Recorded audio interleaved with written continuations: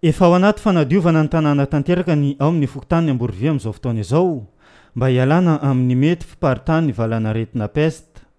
Mitoetra ny fanentana nataon'ny komity fokontany izay tarin'ny sefo fokontany ny Amborovia.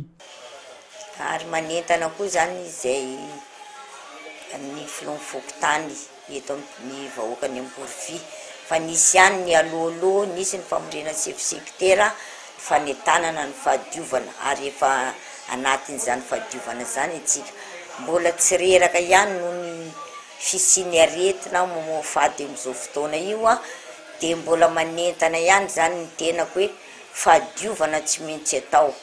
Teo moa natao hoe tsy maintsy misy sazy kely de avy ny fisavana de tsy maintsy hiatra zay sazy zay fa satria raha sazy ray alina zay no atao tsy mahavoavity fofonainantsika zay zavatra zay ka mba manentana ny tanandroa ny tenako atao ny fanadiovana isaka n'izay nitandrify azy isaka ny lobolobo ary manentana koa mba hisian'ny lavapiringa isa-tokantrano. Ny fahadiovana ihany no isan'ny miantoka ny fahasalamana mba tsy hiparitany loto izay mety hiteraka aretina.